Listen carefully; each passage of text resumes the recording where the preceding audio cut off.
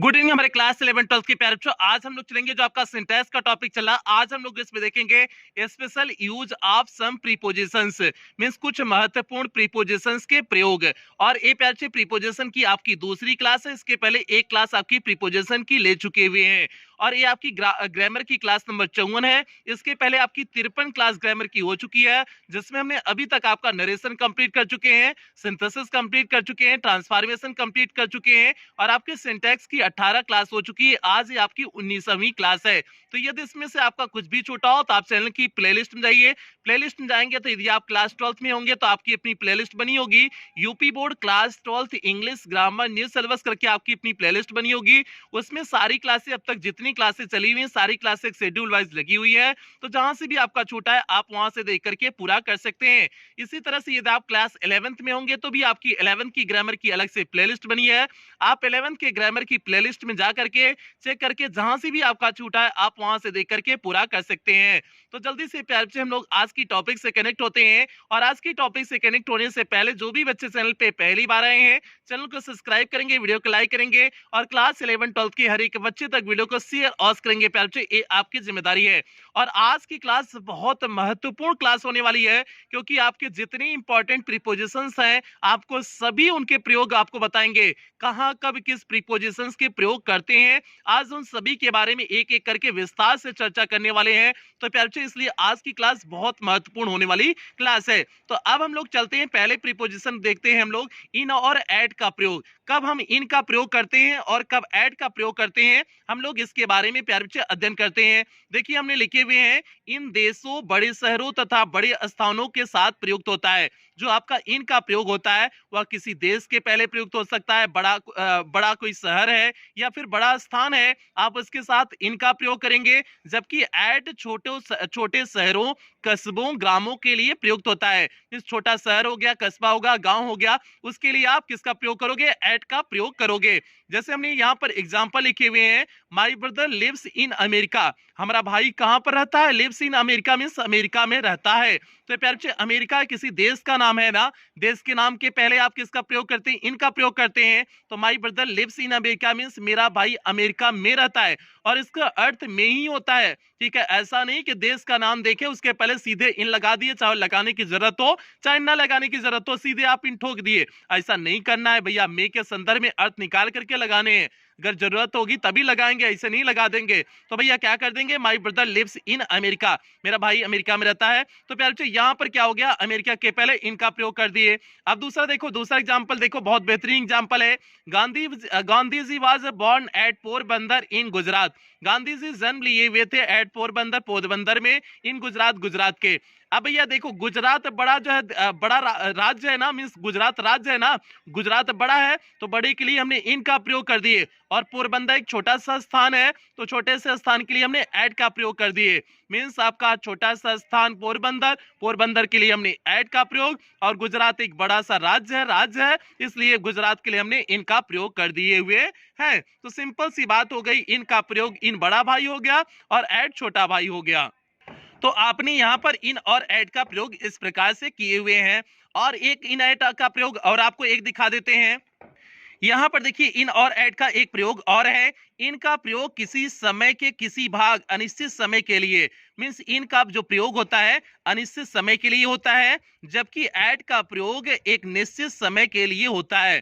Means इन अनिश्चित समय दिखाएगा और ऐड आपका क्या दिखाता है? निश्चित समय दिखाता है। सिंपल से बात समझना, इन अनिश्चित समय दिखाएगा और ऐड आपका निश्चित समय दिखाता है। जैसे हमने पहला एग्जांपल लिखे हुए हैं, he will leave the place, वह इस स्थान को छोड़ देगा इन 3 आवर्स मींस 3 घंटे में। तो भैया वह इस स्थानवा को कितने घंटे में छोड़ देगा? 3 घंटे में छोड़ देगा। तो अब 3 घंटा बताओ, कौन निश्चित 3 घंटा है क्या? 10 से 1 बजे वाला 3 घंटा है, जो है 7 से 10 बजे वाला 3 घंटा है, कि 5 से 8 वाला 3 घंटा है? कौन से 3 घंटा है? क्या कोई निश्चित है? नहीं निश्चित है ना। तो इसलिए हमने 3 आवर्स के पहले किसका प्रयोग किए हुए हैं? इनका प्रयोग किए हुए हैं। मींस अनिश्चित समय के लिए किसका प्रयोग करोगे? इनका प्रयोग करोगे। और वहीं दूसरा एग्जांपल देखो क्या लिखे हुए हैं, ही लेफ्ट द प्लेस, उसने इस स्थान को छोड़ दिया एट 10 o'clock मींस 10 बजे तक। भैया 10 o'clock निश्चित समय दे दिया हुआ है और निश्चित समय के लिए आप किसका प्रयोग करते हैं, एट का प्रयोग करते हैं, तो इसलिए 10 ओ क्लॉक के पहले आपने किसका प्रयोग किए, एट का प्रयोग किए हुए हैं। तो सिंपल सा आपका हो गया ही left the place at 10 o'clock हो जाएगा। यहाँ इन 10 ओ क्लॉक नहीं होगा क्योंकि 10 ओ क्लॉक आपका क्या था, निश्चित समय था। तो समय के संदर्भ में अगर अनिश्चित समय है तो आप इन का प्रयोग करेंगे और निश्चित समय है तो आप किसका प्रयोग करेंगे, एट का प्रयोग करेंगे। तो प्यारे बच्चे ये इन और एट का दूसरा कॉन्सेप्ट हो गया। अब उम्मीद करते हैं इन और एट में आपको कहीं कोई समस्या दिक्कत नहीं होगी। अब हम लोग आगे कॉन्सेप्ट बढ़ते हैं, इन और इनटू का प्रयोग कब करते हैं। तो प्यारे बच्चे अब हम बात करते हैं इन और इनटू का प्रयोग कब करते हैं। यहाँ पर देखिए हमने लिखे हुए हैं इन का प्रयोग स्थिरता के लिए व इनटू का प्रयोग गत के लिए होता है। मींस इनटू में आपका गत होगा लेकिन इन में आपका क्या होगा, स्थिरता होगी।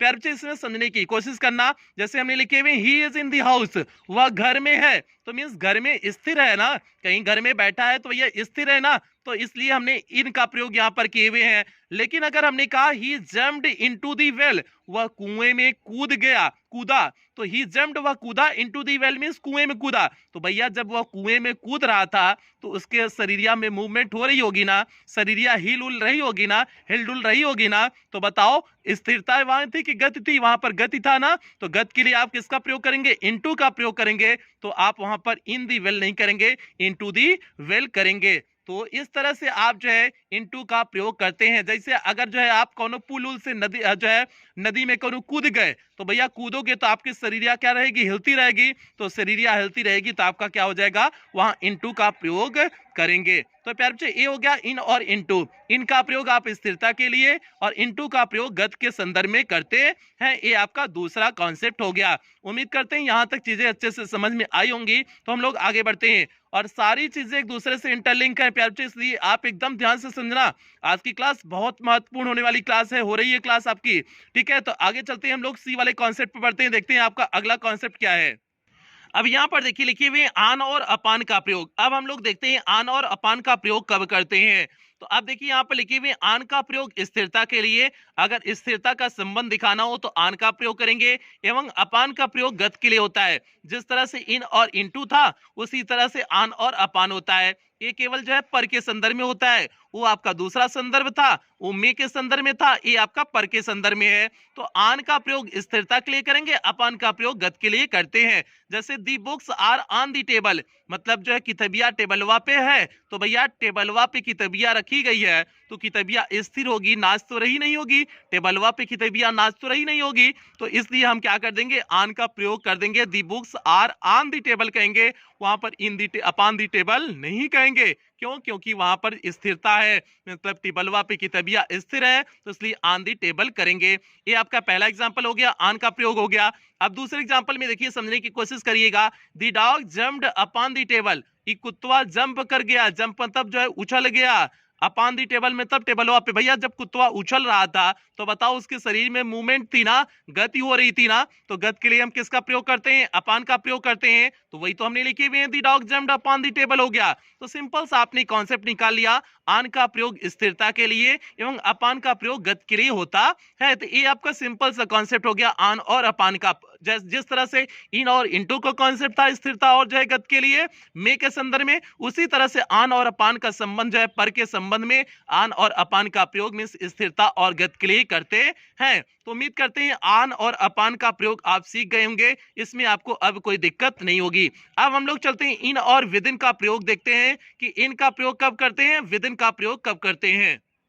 देखिए यहाँ पर लिखी हुई इन और विदिन का प्रयोग, समय की दृष्टि से इन का प्रयोग एट द एंड ऑफ में समय की समाप्ति के अर्थ में करते हैं, और विदिन का प्रयोग बिफोर द एंड ऑफ में समय की समाप्ति के पहले के अर्थ में करते हैं।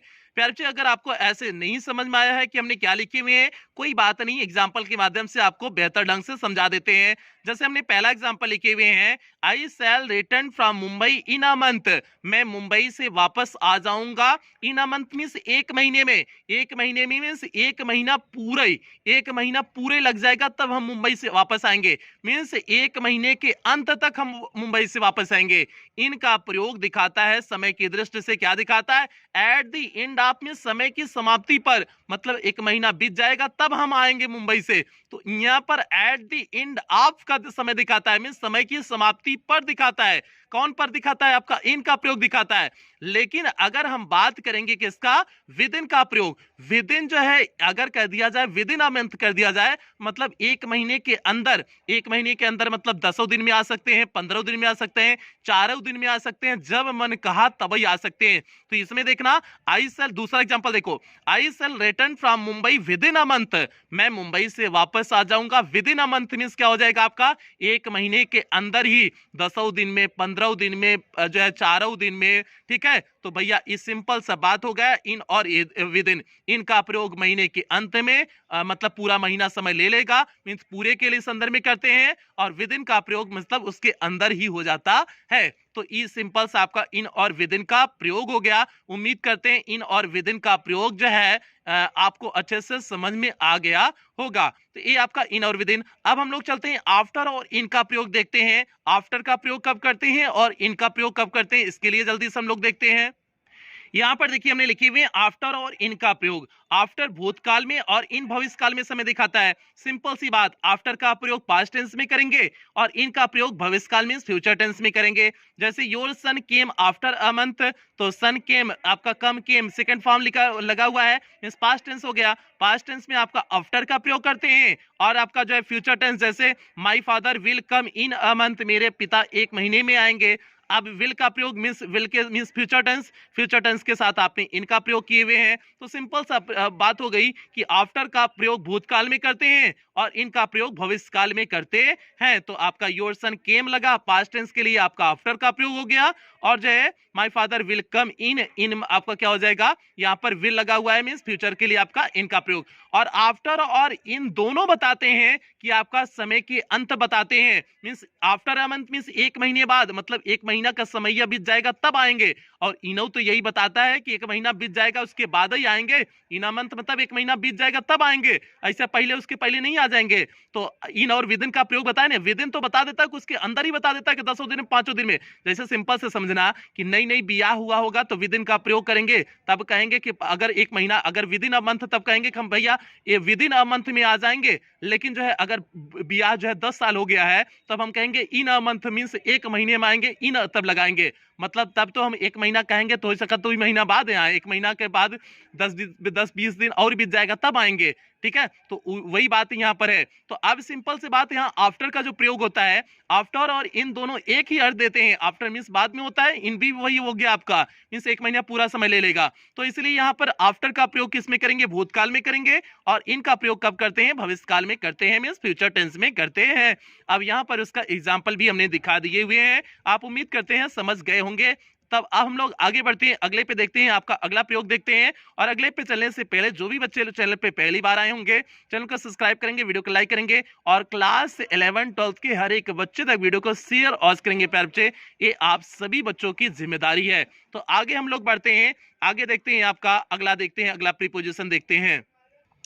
देखिए यहाँ पर टू का प्रयोग लिखे हुए हैं। अगला है आपका टू का प्रयोग। टू का प्रयोग कब करते हैं, तो गतिशील अवस्था के लिए इसका प्रयोग होता है। टू का प्रयोग कब करते हैं, गतिशील अवस्था के लिए करते हैं। और टू का अर्थ प्रायः को तक होता है, मीन्स को और तक जो है, को और जो है इसका अर्थ जो होता है टू का, को और तक के संदर्भ में होता है। जैसे आई वेंट टू कॉलेज, मैं कॉलेज को गया, तो यहाँ पर टू का प्रयोग जो है को के संदर्भ में हुआ है। और कॉलेज जा रहे हैं तो जाहिर सी बात है इसमें गति हो रही है, मूवमेंट हो रहा है, तो गतिशील अवस्था में ही टू का प्रयोग हुआ है ना। तो आई वेंट टू कॉलेज, मैं कॉलेज को गया, कॉलेज में गतिशील अवस्था थी जाने की।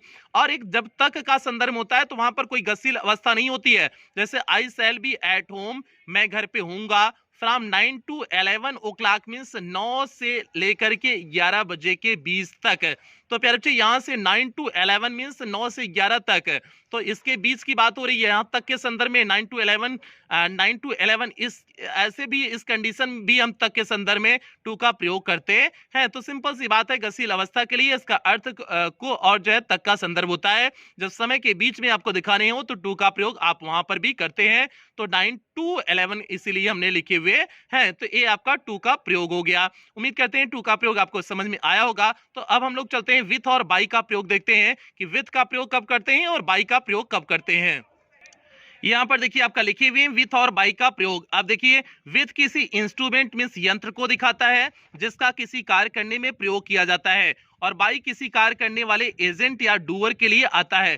तो प्यारे बच्चे सिंपल सी बात समझना, विथ का प्रयोग यंत्र के लिए करते हैं। अगर किसी यंत्र का प्रयोग किया गया है, किसी इंस्ट्रूमेंट का प्रयोग किया गया है, तो आप विथ का प्रयोग करेंगे। और बाई मींस कोई व्यक्ति के द्वारा कोई काम हुआ है, तो आप मींस डूअर के द्वारा मतलब किसी व्यक्ति मींस किसी व्यक्ति के द्वारा कोई काम किया गया है, तो आप बाई का प्रयोग करते हैं। जैसे हमने लिखा she wrote a letter with her pen, उसने एक पत्र लिखा, पत्र लिखा विथ हर पेन मतलब अपने पेन से, अपने कलम से। अब बताओ पेन क्या है? एक इंस्ट्रूमेंट है ना, इंस्ट्रूमेंट है, तो आपका क्या हो जाएगा? विथ का प्रयोग हो गया। इंस्ट्रूमेंट के लिए आप किसका प्रयोग कर दिए? विथ का प्रयोग कर दिए। आप बाई हर पेन नहीं करेंगे, बाई हर पेन नहीं करेंगे। क्यों? क्योंकि वह एक इंस्ट्रूमेंट था, मींस यंत्र था, तो इसलिए आपने किसका प्रयोग किए? विथ का प्रयोग किए। और अगर हमने दूसरा एग्जांपल देखना, Ravan was killed by Ram, Ravan किसके द्वारा मारा गया? राम के द्वारा मारा गया। तो प्यारे बच्चे अब यहां पर समझने की कोशिश करना, Ravan was killed by Ravan है, तो यहां पर राम क्या? By Ram, Ravan was killed by Ram, तो राम आपका क्या है? डूअर है ना, डूअर मींस कार्य करने वाला, और कार्य करने वाला मींस आपका जो है कोई व्यक्ति है ना, तो व्यक्ति के लिए अगर प्रयोग करना हो तो आप जो है बाई का प्रयोग करेंगे। और अगर किसी यंत्र के संदर्भ में प्रयोग करने हैं तो आप विथ का प्रयोग करोगे। तो इसलिए प्यारे बच्चे आपका क्या हो जाएगा? विथ का प्रयोग किसी यंत्र के संदर्भ में होता है, मींस इंस्ट्रूमेंट के संदर्भ में होता है। और आपका बाई का प्रयोग जो होता है, बाई किसके संदर्भ में होता है? किसी व्यक्ति मींस किसी डूअर के संदर्भ में बाई का प्रयोग होता है। ये आपका हो गया विथ और बाई का प्रयोग हो गया। और आप अपनी किताब से मिलाते चलेंगे, सारे नियम आपको मिलेंगे, तो आपको लिखने की जरूरत तब नहीं पड़ेगी। तो प्यारे बच्चों उम्मीद करते हैं विथ और बाई का प्रयोग आपको समझ में आ गया होगा। तो हम लोग चलते हैं बिसाइड और बिसाइड्स के प्रयोग को देखते हैं कि बिसाइड और बिसाइड्स का प्रयोग कब करते हैं। अब यहाँ पर देखिए हमने लिखे हुए बिसाइड और बिसाइड्स का प्रयोग। तो प्यारे बच्चे इसमें समझने की कोशिश करना, बिसाइड का अर्थ होता है by the side of means बिल्कुल नजदीक। अब बिसाइड मींस होता है बिल्कुल नजदीक होता है, जबकि बिसाइड्स का अर्थ होता है इन एडिशन टू मींस के अतिरिक्त। प्यारे बच्चे जिसमें यस लगा हुआ है बिसाइड्स में, उसका अर्थ होता है के अतिरिक्त होता है, और बिसाइड मींस होता है बगल। मतलब यस नहीं लगा हुआ तो बिसाइड मींस होता है बगल होता है, और बिसाइड्स मींस होता है के अतिरिक्त, मींस जो है इन एडिशन टू मींस की अतिरिक्त के अतिरिक्त के अर्थ में प्रयोग होता है। तो बिसाइड मींस आपका बगल में, और बिसाइड्स मींस आपका क्या हो जाएगा? के अतिरिक्त।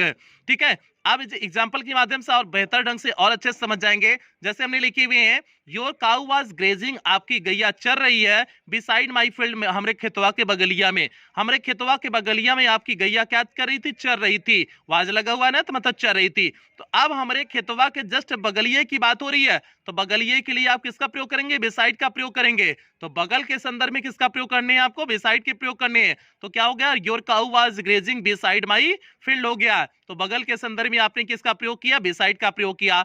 और दूसरा एग्जांपल वहीं पर देखना, बिसाइड्स दिस मींस इसके अतिरिक्त, बिसाइड्स यहाँ यस लगा हुआ है, बिसाइड्स दिस, तो इसका अर्थ क्या हो जाएगा? कि इसके अतिरिक्त। I want to other books, मुझे 2 पुस्तकें और चाहिए। मतलब जो है हमने हो सकता है कुछ किताबें ली हुई हैं, और उन किताबों के अतिरिक्त मुझे और 2 किताबें चाहिए। तो वही लिखे हुए बिसाइड्स दिस मींस इसके अतिरिक्त, आई वॉन्ट मैं चाहता हूं, टू अदर बुक्स 2 अन्य किताबें भी मैं चाहता हूं। तो प्यारे बच्चे बिसाइड्स दिस मींस क्या हो गया? इसके अतिरिक्त।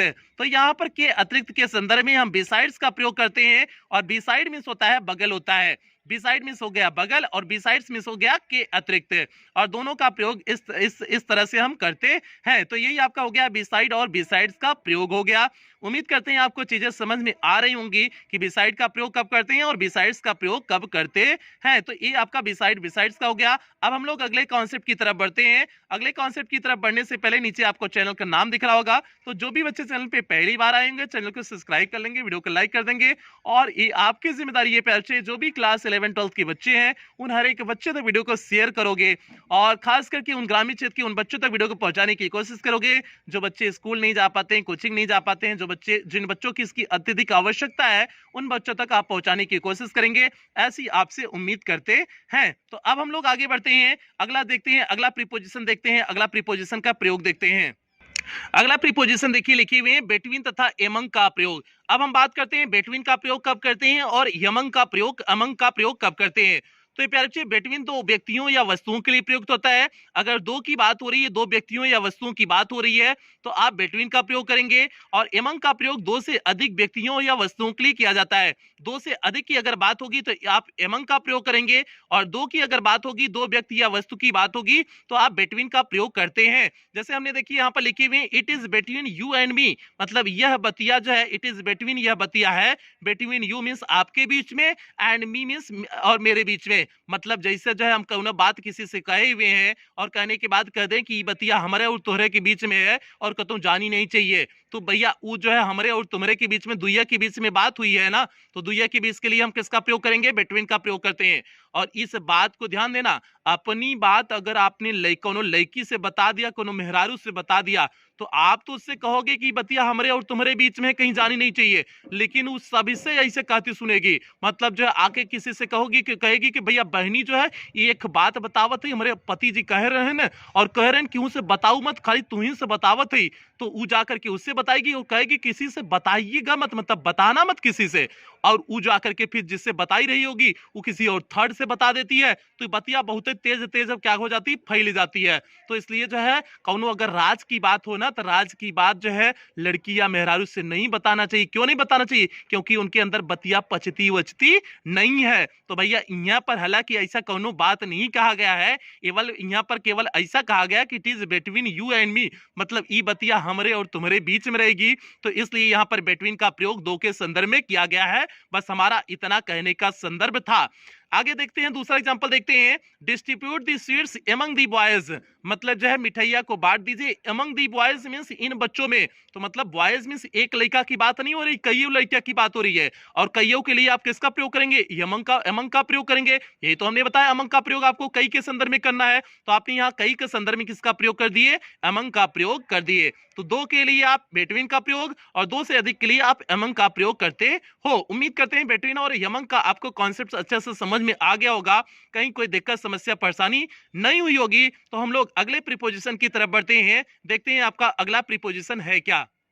देखिए आपका अगला प्रीपोजिशन लिखे हुए हैं फ्रॉम, फॉर तथा सिंस का प्रयोग। मींस फ्रॉम का प्रयोग कब करते हैं, फॉर का प्रयोग करते हैं कब करते हैं, और सिंस का प्रयोग कब करते हैं, इसके बारे में हमने लिखे हुए हैं। तो यहाँ पर देखिए लिखे हुए हैं, हिंदी में इन तीनों का अर्थ से होता है। मींस फॉर, फ्रॉम, सिंस का अर्थ क्या होता है? से होता है। फॉर अनिश्चित समय को एवं सिंस निश्चित समय को बतलाता है। तो प्यारे बच्चे आपने जब टेंस पढ़ा हुआ होगा तो टेंस में आपने देखा था कि फॉर का प्रयोग अनिश्चित समय के लिए और सिंस का प्रयोग निश्चित समय के लिए करते थे। कहां करते थे? जब आप जो है परफेक्ट कंटीन्यूअस टेंस पढ़ते थे, किसी का भी प्रेजेंट परफेक्ट कंटीन्यूअस टेंस या पास्ट परफेक्ट कंटीन्यूअस टेंस या फ्यूचर परफेक्ट कंटीन्यूअस टेंस जब आप पढ़ते थे, तो वहां पर आपने देखा था कि फॉर का प्रयोग अनिश्चित समय के लिए और सिंस का प्रयोग आप निश्चित समय के लिए प्रयोग करते थे। तो वही चीज यहाँ पर हमने लिखे हुए हैं, फॉर अनिश्चित समय को दिखाता है और आपका जो सिंस होता है वह निश्चित समय को दिखाता है। तो जैसे she has not seen me, she has not seen me for 2 days, वह 2 दिनों से मुझे नहीं देखा। तो फॉर 2 days 2 दिनों की बात हो रही है। 2 days, आप बताओ 2 दिन, क्या कोई 2 दिन निश्चित है कि संडे मंडे वाला दिन था, मंडे ट्यूसडे वाला 2 दिन था? कौन से 2 दिन है? कोई निश्चित दिन है? तो बिल्कुल कोई निश्चित दिन नहीं है। तो इसलिए क्या लग गया है? फॉर का प्रयोग हो गया है। 2 days आपका निश्चित नहीं था, इसलिए आपका किसका प्रयोग किया गया है? फॉर का प्रयोग किया गया है। और अगला एग्जांपल देखना, he has been ill since morning, वह सुबह से बीमार है। तो भैया सिंस का प्रयोग किया गया है। सिंस आपका कब जो है, सिंस आपका क्या दिखा रहा है? मॉर्निंग का समय दिखा रहा है। मॉर्निंग एक निश्चित समय होता है ना, मॉर्निंग आपका सुबह एक निश्चित समय होता है, कितने इतने के बीच में सुबह होगी वो निश्चित हो जाता है ना। तो निश्चित के लिए आपने किसका प्रयोग कर दिए हुए हैं? सिंस का प्रयोग कर दिए हुए हैं। तो सिंपल सी बात हो गई, फॉर का प्रयोग अनिश्चित समय के लिए करेंगे और सिंस का प्रयोग निश्चित समय के लिए करेंगे। और कुछ बच्चे इसमें समझ नहीं पाते हैं कि मॉर्निंग कैसे सर निश्चित समय है। तो भैया मॉर्निंग का एक टाइम होता है ना, कि जैसे सुबह 5 बजे से लेकर के 9-10 बजे तक, 11 बजे तक, जो भी मॉर्निंग का एक टाइम होता है वो निश्चित टाइम होता है ना। तो ऐसा नहीं कि कभी मॉर्निंग जो है 6 से 5 हो, सुबह 5 बजे से 10 बजे तक हो, कभी 9 बजे तक हो, कभी 8 बजे तक हो, ऐसा कुछ नहीं होता है ना। एक निश्चित उसका टाइम होता है ना। तो वही निश्चित टाइम आपका जो भी है, आप इसीलिए जो है मॉर्निंग के पहले किसका प्रयोग करते हैं? सिंस का प्रयोग करते हैं। तो उम्मीद करते हैं कॉन्सेप्ट आपको समझ में आ गया होगा कि अनिश्चित समय के लिए फॉर का प्रयोग करना है और निश्चित समय के लिए आपको किसका प्रयोग करना है? सिंस का प्रयोग करना है। उम्मीद करते हैं ये कॉन्सेप्ट आपको समझ में आ गया होगा। अगर ये कॉन्सेप्ट समझ में आ गया होगा तो आगे देखिए फ्रॉम का प्रयोग कब करेंगे। नोट के पॉइंट पे हमने फ्रॉम का प्रयोग लिखे हुए हैं। यहां पर देखिए क्या आपका होगा, फ्रॉम भी निश्चित समय बताता है, ये भी आपका सिंस की तरह निश्चित समय बताएगा, परंतु फ्रॉम का प्रयोग परफेक्ट कंटीन्यूअस को छोड़ करके, परफेक्ट कंटीन्यूअस टेंस को छोड़ करके सभी टेंसेस में होता है। साधारणतः इसका प्रयोग टू के साथ होता है। तो प्यारे बच्चे ये परफेक्ट कंटीन्यूअस टेंस को छोड़ता है, क्योंकि परफेक्ट कंटीन्यूअस टेंस में स्पेशली जो है फॉर और सिंस का प्रयोग होता है, तो इसलिए वहां पर जो है इसका फ्रॉम का प्रयोग नहीं कर सकते हैं। तो परफेक्ट कंटीन्यूअस टेंस को यह छोड़ता है, तो बाकी अन्य सभी टेंसेस का साथ निश्चित समय के लिए फ्रॉम का प्रयोग करते हैं, और साधारणतः इसके साथ टू लगा हुआ होता है। तो जैसे हमने यहाँ पर लिखे हुए हैं, ही वाज इल, वह बीमार था, from Sunday to Thursday, mean Sunday से लेकर के थर्सडे के बीच में वह बीमार था। तो प्यारे बच्चे ये संडे टू थर्सडे आपका निश्चित समय हो गया ना, संडे से लेकर के थर्सडे एक निश्चित समय की बात हो गई ना, तो इसीलिए निश्चित समय के लिए आप किसका प्रयोग किए हुए हो, फ्रॉम का प्रयोग किए हुए हो। तो ये प्यारे बच्चे आपका हो गया फ्रॉम का प्रयोग हो गया। फ्रॉम का प्रयोग केवल किसके साथ नहीं हो गया, परफेक्ट कंटीन्यूअस, चाहे प्रेजेंट परफेक्ट कंटीन्यूअस हो, चाहे पास्ट परफेक्ट कंटीन्यूअस हो, चाहे फ्यूचर परफेक्ट कंटीन्यूअस हो, किसी भी परफेक्ट कंटीन्यूअस के साथ नहीं होगा। बाकी अन्य सभी टेंस के साथ परफेक्ट जो है फ्रॉम का प्रयोग होता है। तो ये प्यारे बच्चे आपका नोट का पॉइंट हो गया। अब हम लोग आगे बढ़ेंगे, उम्मीद करते हैं आपका एग्जाम्पल भी अच्छे से समझ में आ गया होगा। अब हम लोग आगे बढ़ेंगे, अगले प्रीपोजिशन की तरफ बढ़ते हैं, और अगले प्रीपोजिशन की तरफ बढ़ने से पहले जो भी बच्चे चैनल पे पहली बार आए हैं, चैनल को सब्सक्राइब करेंगे, वीडियो को लाइक करेंगे, और आपको पता है कि इसे शेयर करना है। आगे बढ़ते हैं, अगले प्रीपोजिशन की तरफ हम लोग आगे बढ़ते हैं। यहाँ पर देखिए हमने लिखे हुए ओवर और एबव का प्रयोग। ओवर का प्रयोग कब करते हैं और एबव का प्रयोग कब करते हैं? तो यहाँ पर देखिए प्यारे बच्चे हमने लिखे हुए इनका अर्थ ऊपर है, मींस ओवर का अर्थ और एबव का अर्थ दोनों का अर्थ ऊपर होता है। जब एक वस्तु दूसरे वस्तु के ऊपर लंबवत रूप से होती है तो ओवर का प्रयोग करते हैं, और जब एक वस्तु दूसरे वस्तु के ऊपर हो परंतु पहली वस्तु के साथ लंबवत रूप में ना हो तो एबव का प्रयोग करेंगे। सिंपल सी बात है प्यारे बच्चे, दोनों का अर्थ ओवर और एबव का अर्थ होता है ऊपर होता है। अगर कोई वस्तु जो है ऊपर जो है सर के ऊपर हो और लंबवत रूप में हो तो ओवर का प्रयोग करेंगे, और लंबवत रूप में ना हो तो हम किसका प्रयोग करते हैं, एबव का प्रयोग करते हैं। लंबवत मतलब आप समझ रहे होंगे 90 डिग्री के, 90 डिग्री का एंगल जब बनता है तो आपका लंबवत वहां पर होता है। तो उम्मीद करते हैं आप इस चीज को समझ रहे होंगे। तो प्यारे बच्चे अगर कोई चीज लंबवत रूप में होगी तो आप ओवर का प्रयोग करेंगे, और ऐसे ही जो है लंबवत रूप में ना हो, ऊपर पूरी तरह चारों तरफ छाई हुई हो, तो आप किसका प्रयोग करते हैं, एबव का प्रयोग करते हैं। जैसे हमने लिखे हुए हैं the plane flew over my head, ये जो प्लेनिया उड़ रही है एकदम हमारे सिर का ऊपर ऐसे उड़ रही है, तो मतलब एकदम सीधे सटीक लंबवत की बात हो रही है, मतलब प्लेन अभी सर के ऊपर है, तो इसलिए हमने किसका प्रयोग किए हुए हैं, ओवर का प्रयोग किए हुए हैं। अब दूसरे एग्जांपल में देखिए हमने लिखे हुए हैं the sky is above our head, sky जो है हमारे सर के एबव है, मींस ऊपर है। तो अब स्काई मींस आसमान, आसमान बताओ लंबवत है, पूरा आसमान ऊपर फैला हुआ है, लंबवत तो है नहीं, लंबवत होता तो आप 90 डिग्री के एंगल बनाता है, लेकिन पूरा आसमान चारों तरफ फैला हुआ है, तो ये तो लंबवत नहीं हुआ। तो एबव का प्रयोग कब करेंगे, सिंपल सी बात हो गई, एबव का प्रयोग कब करेंगे, जब लंबवत ना हो तो एबव का प्रयोग करेंगे, और जब कोई वस्तु लंबवत होती है तो हम ओवर का प्रयोग करते हैं। तो प्यारे बच्चे ये आपका कॉन्सेप्ट हो गया, ओवर और एबव का कॉन्सेप्ट हो गया। उम्मीद करते हैं कॉन्सेप्ट बेहतरीन ढंग से समझ में आया होगा, कहीं कोई दिक्कत समस्या नहीं हुई होगी। तो हम लोग आगे बढ़ते हैं, अगले प्रीपोजिशंस की तरफ आगे बढ़ते हैं। यहाँ पर देखिए प्यारे बच्चे हमने लिखी हुई बिहाइंड आफ्टर का प्रयोग, मींस बिहाइंड का प्रयोग कब करते हैं और आफ्टर का प्रयोग कब करते हैं। तो यहाँ पर देख लीजिए बिहाइंड का प्रयोग तब करेंगे जब पीछे के संदर्भ में होगा, तो बिहाइंड का प्रयोग पीछे के संदर्भ में करते हैं, और आफ्टर का प्रयोग के पीछे के बाद, अगर कोई जो है के पीछे या के बाद की बात हो रही है तो आफ्टर का प्रयोग करेंगे, और बिहाइंड एकदम जस्ट पीछे की बात होगी तो बिहाइंड का प्रयोग करेंगे। यहाँ पर देखिए हमने हिंदी में अर्थ लिखे हुए हैं, अब एग्जाम्पल के माध्यम से बेहतरीन ढंग से समझने की कोशिश करिए। Pooja did not look behind, Pooja did not look behind, Pooja पीछे नहीं देख रही थी। तो प्यारे से हो गया पूजा did not look behind, Pooja पीछे नहीं देखी, तो पीछे की बात हुई, बिहाइंड मींस पीछे की बात हुई, पूजा पीछे नहीं देखी, तो भैया क्या हो जाएगा, बिहाइंड क्या हो जाएगा, पीछे के संदर्भ में बिहाइंड का हमने प्रयोग किए हुए हैं। यहाँ पर आफ्टर नहीं कहेंगे, आफ्टर नहीं कहेंगे, यहाँ पर बिहाइंड कहेंगे। तो पूजा did not look behind, Pooja पीछे नहीं देखी, तो पीछे के संदर्भ में आपने किसका प्रयोग किए, बिहाइंड का प्रयोग किए हुए हैं। आगे देखिए अगला देखिए आपका the constable rain after a thief, जो कांस्टेबल था वो जो है एक थीफ के पीछे क्या किया, भागा। अब इस वाक्य में के पीछे की बात हो गई ना, और के पीछे के लिए आप किसका प्रयोग करते हैं, आफ्टर का प्रयोग करते हैं। तो क्या हो गया, the constable rain after a thief means constable जो है एक थीफ के पीछे भागा। के पीछे के लिए हमने किसका प्रयोग कर दिए, आफ्टर का प्रयोग कर दिए। तो आफ्टर का अर्थ हो गया के पीछे या के बाद, और बिहाइंड का प्रयोग हो गया पीछे के संदर्भ में बिहाइंड का प्रयोग करते हैं। तो ये आपका हो गया बिहाइंड और आफ्टर का कॉन्सेप्ट हो गया। बिहाइंड का प्रयोग जो है पीछे के संदर्भ में, आफ्टर का प्रयोग के पीछे या के बाद के संदर्भ में होता है। तो प्यारे बच्चे उम्मीद करते हैं बिहाइंड और आफ्टर का कॉन्सेप्ट आपको समझ में आ गया होगा। अब हम लोग अगले कॉन्सेप्ट की तरफ बढ़ते हैं, देखते हैं आपका अगला कॉन्सेप्ट है क्या। अगला कॉन्सेप्ट आपका है अबाउट। अबाउट मींस होता है बारे में या लगभग। अबाउट का अर्थ होता है बारे में या फिर लगभग। अब जो है जब बारे में लगभग हो गया तो दोनों का प्रयोग जल्दी से देख लो, क्योंकि इसका हिंदी अर्थ आपको पता हो गया तो उसी के संदर्भ में ये प्रयोग होता है। तो जल्दी से देख लो, tell me about Ravi. Ravi के बारे में हमको बताओ। अगर हमको इंफॉर्मेशन रवि के बारे में कलेक्ट करना है कि भाई रवि कौन है कौन नहीं है, तो आप क्या कहेंगे, tell me about Ravi means Ravi के बारे में बताओ। बारे में आपका आ गया ना, बारे में के लिए आप किसका प्रयोग कर दिए, अबाउट का प्रयोग कर दिए।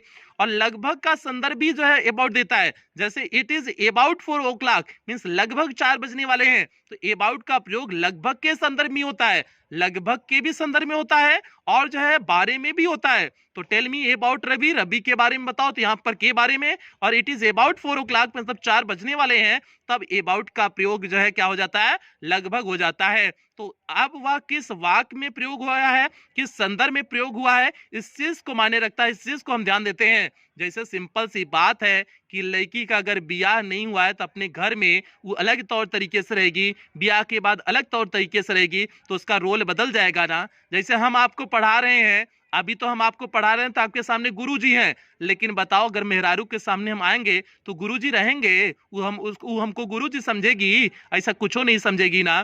तो नहीं समझेगी तो भैया हम उसके लिए अलग हैं, आपके लिए अलग हैं, तो भैया रोल बदल जाएगा, स्थान बदला तो रोल हमारा बदल जाएगा ना। तो वही बात है, अबाउट का अगर स्थान बदल जाएगा तो अर्थ भी बदल जाएगा। यहाँ पर एक बार आपका बारे में हुआ, दूसरा आपका हो गया लगभग के संदर्भ में हो गया। ये आपका प्यारे बच्चे आपका अबाउट के बारे में कॉन्सेप्ट हो गया। अब हम आगे देखते हैं अगला कॉन्सेप्ट, जल्दी से देखते हैं। अब यहाँ पर देखिए लिखे हुए एलांग का प्रयोग। एलांग का प्रयोग कब करते हैं, के साथ साथ।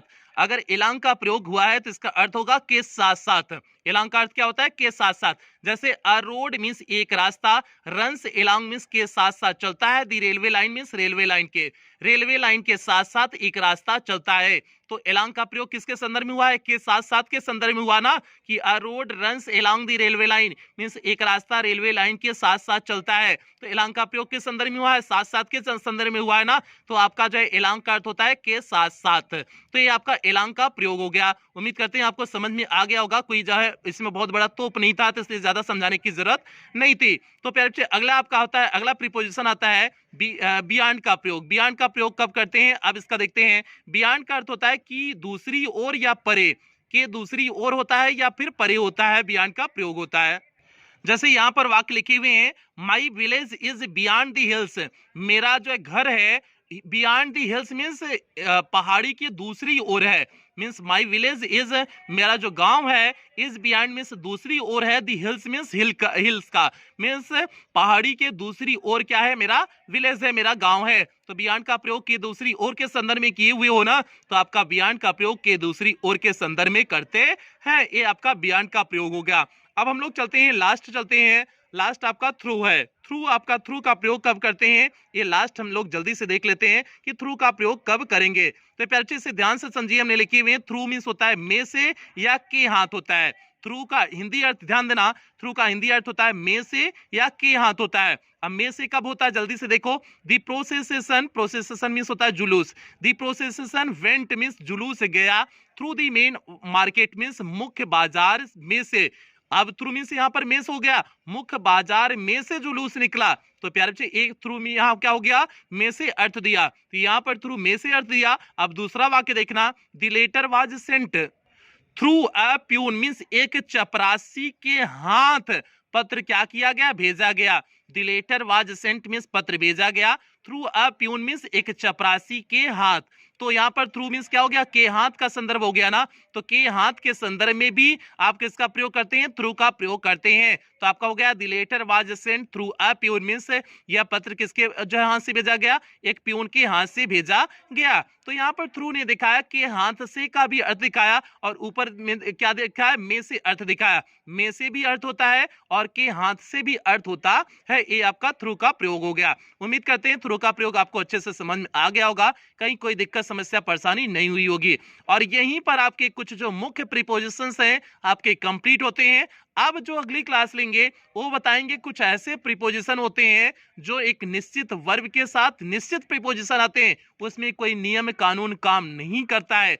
ऐसे लगभग 150 प्रीपोजिशन आपको बताएंगे जिसके साथ कोई नियम कानून नहीं करेगा, काम करेगा। वो जो कुछ वर्ब्स ऐसी होती हैं जो अपने साथ निश्चित प्रीपोजिशंस को लेके आती हैं। तो यहाँ पर तो नियम कानून लगा, लेकिन वहां पर कोई नियम कानून नहीं लगता है। तो उसके बारे में अगली क्लास में चर्चा करेंगे। आज की क्लास प्यारे बच्चे यहीं पर कंप्लीट करेंगे। उम्मीद करते हैं क्लास आपको पसंद आई होगी। अगर पसंद आई है तो वीडियो को लाइक करिए, चैनल को सब्सक्राइब करिए। और ये आपकी जिम्मेदारी है प्यारे बच्चे, क्लास 11-12 की हर एक बच्चे तक वीडियो पहुंच जाना चाहिए, ये आपकी जिम्मेदारी है। तो इन्हीं जिम्मेदारियों को देख करके आज की क्लास कंप्लीट करेंगे। और हाँ, यदि आप हमारे ब्लॉगिंग चैनल से जुड़ना चाहते हैं, जैसे नीचे सूरज यादव जौनपुर करके लिखा गया है, उसी तरह से यूट्यूब पर सर्च करेंगे, मेरा ब्लॉगिंग चैनल मिल जाएगा, आप वहां से भी मुझसे जुड़ सकते हैं। तो प्यारे बच्चे मिलते हैं अगली क्लास में, मिलते हैं, तब तक आप लोग अपना ध्यान रखें, अपने परिवार का ध्यान रखें।